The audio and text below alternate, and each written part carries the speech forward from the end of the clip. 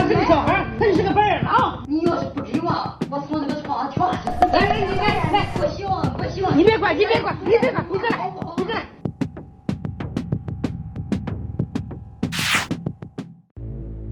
我和我老婆是通过别人介绍认识的，风风雨雨这么多年走过来了，是一开始做服装生意，从一点一滴干起来。现在生意咋样？一年平均都能赚个20-30万吧。那挺好的呀。本来以为我们这样照顾的孩子，双方4个老人这样照顾着，幸福的生活，美好生活就这么一直下去。他有一个亲弟，我亲弟呢？一言难尽啊。结婚以前呢，他上学的时候就这样坑蒙拐骗充，没有大错，小错不断，属于那种不是特别着调的孩子，老是找家里，把老师安抚走了。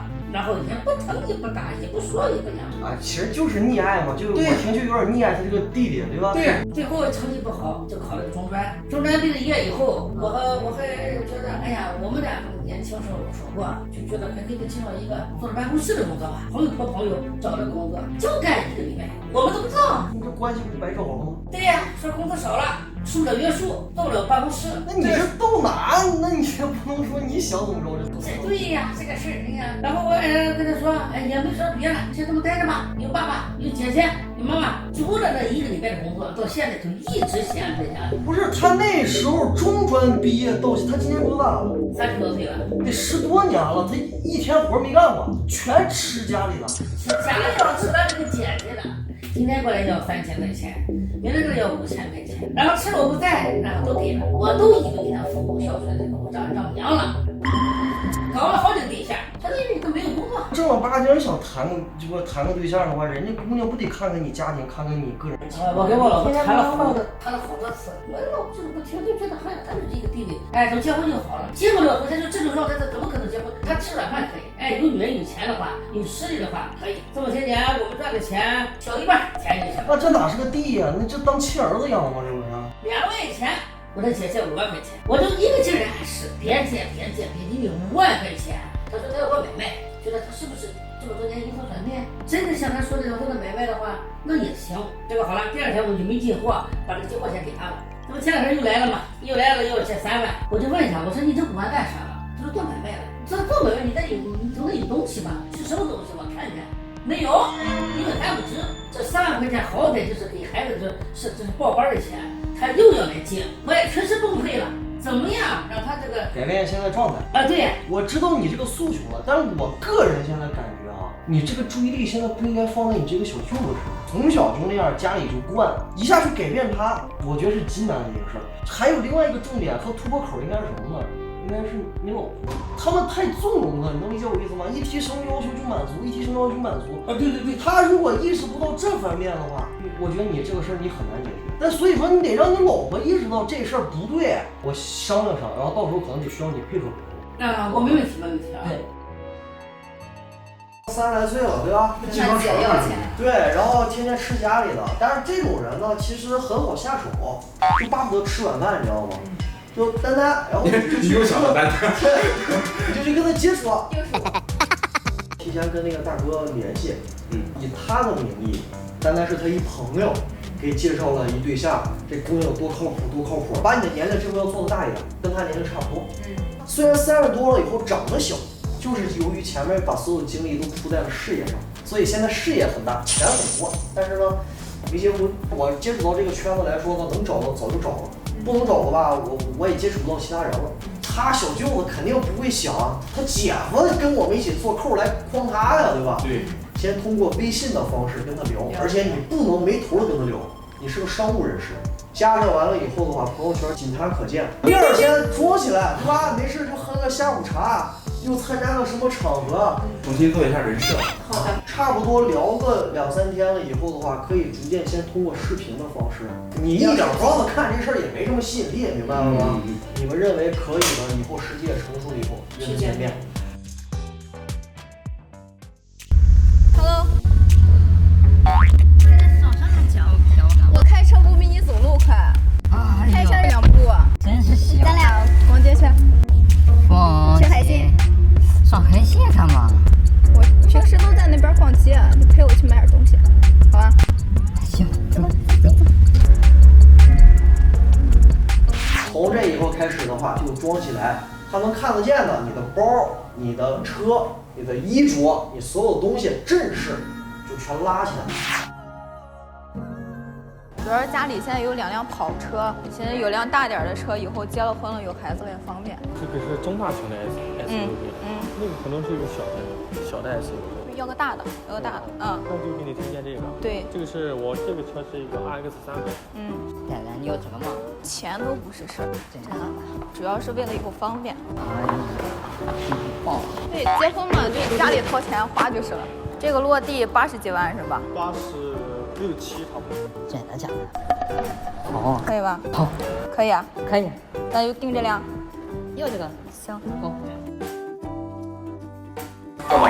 我拍点给你爸看。你拍一圈吧，给董事长看看。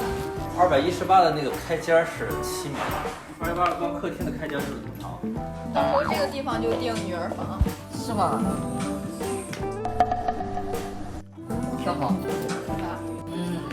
可以比我存吧。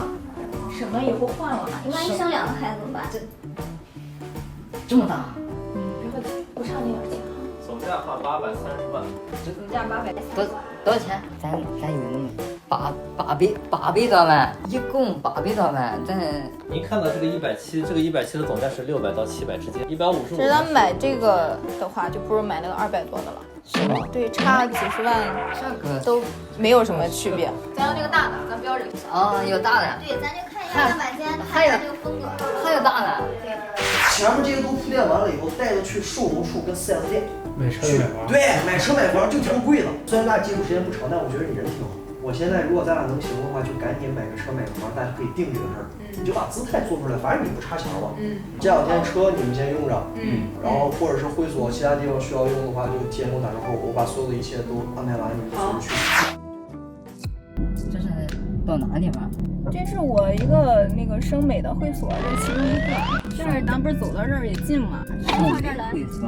对，咱这是一个分店，咱就到这儿聊聊。分店。到这儿聊聊。走吧。是时候表演真正的技术了。大家都好，给你们介绍一下，这个是我男朋友新郎。王总好。好。有没有跟他们说？跟他们就是你们忙你们的。咱俩认识也半个多月了，你也知道我这个人的性格，我就有话直说了。我到这个年纪了，家里催的肯定也紧，肯定想让我赶紧结婚。我也挺期待。咱俩聊了也比较开心，是不是？对。今年10月份咱能不能把事办了？赶紧办，是不是？真是。前2天咱也去看了车，看房。那个车呢，落地价85万，我拿60万，你拿25万。续期没问题，应该是主要是应该拿帮那边拿的。没问题。既然我有这个实力，我就想这个事儿就意思一下。咱俩结婚得给你写个名不是？对。我妈妈那边还看着呢。男方拿点也好看，是不是？对。那房830万，我还是拿大头，你拿100万就行了。100万，哎，没问题。这个本上也能写你名。我都30来岁了，然后肯定是自己一个人生，是不是？这不用我再问家里要行。多给你2天时间。不用。辛苦。谢谢。邓总，我们现在在装那个灯箱，然后你需要5万块的预算。那个事儿的话，你们定就行了。5万块钱以后就不用跟我说了，但是这个质量的话，你们要验收好。好的。5万块钱刚才那灯箱是你不问问？5万块钱我再问，5万块钱我问我这好久不管不管。哎呀，我操多少钱？你那工作别干了，来咱家公司。钱挺好的，就来咱家公司干就行了，给你安排个什么总经理。能比我那个地方能多吗？公司都是咱家的了，咱俩一结婚，我的钱不都是你的钱？这个公司不都是咱的，都是你的。还有就是我再跟你确认一下那个，125万，绝对没有问题，你放心行吗？啊，我肯定搞定了。你多久能拿到这个125万？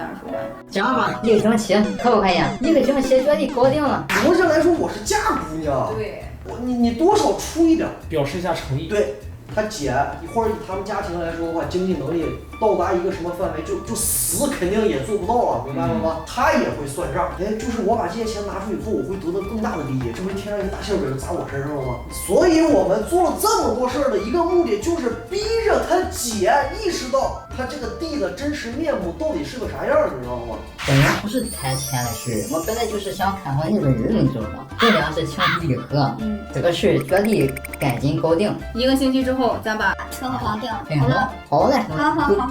我刚才在秘所跟他聊的时候，还在那儿吹呢，125万，1个星期可以拿出来。他家钱是纸，他姐是印钞的，你知道吗？说自己有点存款，有个6啊，还有啊，那就赶紧跟那大哥联系吧。我就觉得他这样，他肯定得回要钱去了，对吧？联系完了，说这几天他应该会去找他姐要钱，到时候嘱咐那大哥自己拍啊。对，录下来，让录下来。那就等气儿呗。对。如果说这2天他动作不是很明显的话，你就再跟他联系，你问他这个事儿推进怎么样，你再刺激他一下。对。姐，我求你了，能不能帮我这个忙？我是结婚，不是干别的。我知道呀，但是就帮我那么多忙了，你这点忙你又再帮我出来，这是不是一点啊？不是几百万，然后还几千万，多好的嘛，这是。小妹很有钱，你不行你就把这个房子卖了也行嘛，对不对？哎，别打我房子主意啊！这房子是我的，这是我家。我跟俺姐的借钱跟你什么事？你借钱不是我的钱，你这都是俺的钱。你别弄，我求你了，姐，我就不信了。看到今天，你有很大责任，你必须要改变。你不改变，他就毁了。30几岁的人了，都这个样。你看，像个孩子，还像个无赖。我小舅子走了以后，我老婆是主动给我谈了好长时间。她那么好的一个脾气一个人，她确实跟我说，她都着急了。特别是这2天，我在家里啊，我这一提我那个小舅子，他就给我急，完全和以前正好是截然相反的一个改变。不对的地方就让他改。然后，当然你们以后该帮还是得帮，对吧？量力帮，理智的帮。在这种关系演变当中，我觉得主要问题出在于姐姐。如果姐姐意识到自己仅仅是个姐姐的位置，而不是取代妈妈的位置，意识到弟弟已经成年，如果姐姐把这条心理边界画得非常清晰的话，我觉得弟弟不会呈现出这个样子。每个人都各司其职，扮演好自己的家庭角色和社会角色，不要越位。一旦越位所造成的问题，那就是无尽的困扰。